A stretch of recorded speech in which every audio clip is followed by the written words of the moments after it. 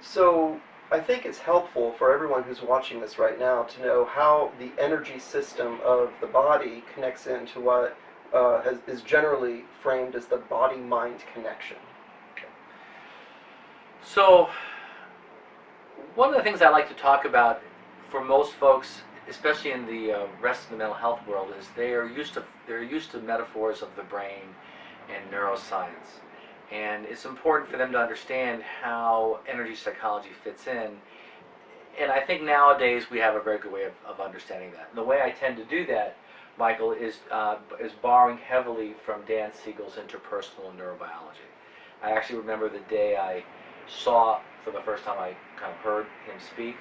And Dan has this very interesting thing. He goes around the world and he talks about how he's interviewed hundreds of thousands of psychiatrists and psychologists who do psychotherapy, which is therapy of the psyche. And then he says, okay, well, the psyche means mind. And he says, well, what's your definition of mind? And basically 97% of people said, we don't know.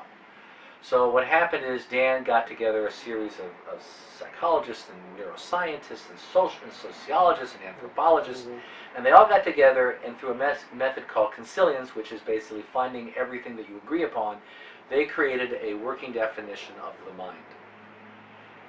And the basic part of this working definition of the mind is as follows.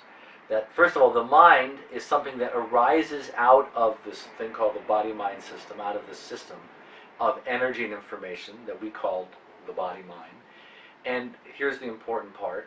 It's not caused by the brain, by the way. It arises out of, it's part of the system.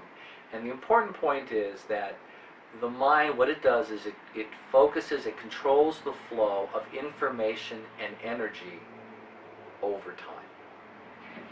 So when I heard those words, it was like, the mind controls the flow of information and energy over time. I could barely sit in my seat. I was so excited.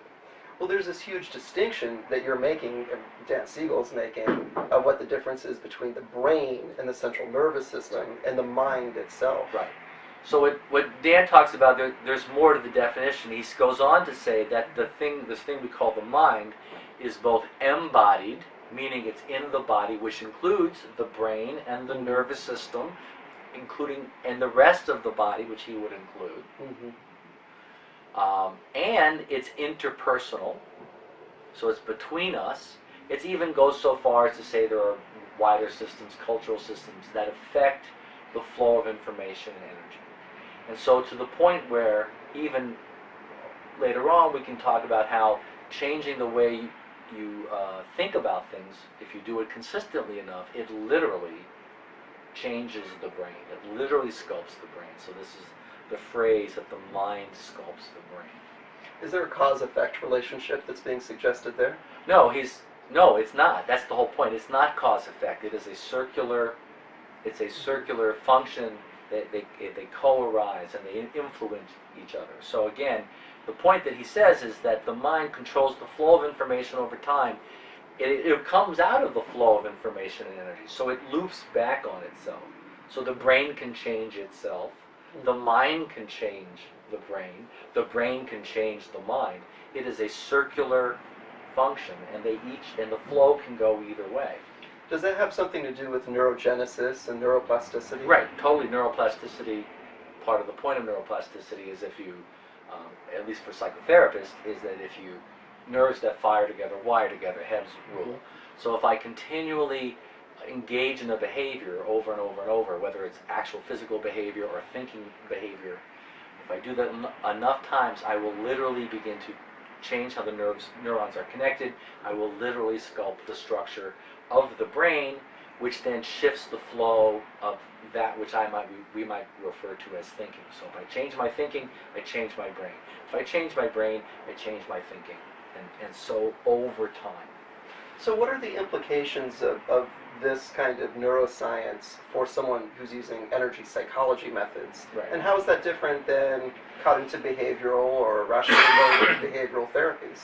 Well, so the beautiful part is, on one hand, it's not different at all, because all therapies, anything that has the chance of changing behavior, part of what it's doing is it's changing the flow of information and energy. So you have to kind of go back a step. So if the mind controls the flow of information and energy, right, then the next question is, well, what's a problem? So a problem, and Daniel's going to talk about there's different ways of, there's a functional flow and a dysfunctional flow. So dysfunctional flow tends to be either chaotic or rigid. So anything that leads to more dysfunction, we tend to call psychopathology or a problem, and the things that help create more integration or more flow, less chaos, less rigidity, we tend to call therapeutic. So anything that moves toward toward the middle, toward the integration, is generally therapeutic. Cognitive behavior therapy, hypnosis, energy psychology, and so on. The thing that's interesting about energy psychology, it's the only system of psychotherapy, if you will, or psychotherapeutic system that explicitly uses the energy system of the body. We share things with other things like talking, focusing, and attention, but we're the only ones that actually attempt to activate, the purported energy systems such as meridians, chakras, and so on. I'm interested more in how, at least that you're theorizing, that energy psychology and energy psychotherapies might be directly affecting the brain, central nervous system, and the mind. For instance, the polyvagal theory. Okay, so, well, let's back up a minute. The more common understanding, theory about why energy psychology works is that it deactivates amygdala activation. And there's evidence that suggests that if you stimulate meridian points, it downregulates the amygdala, thereby reducing the alarm, thereby helping resolve traumatic reactions. And that's probably accurate. But one of the things that also interests me is polyvagal theory.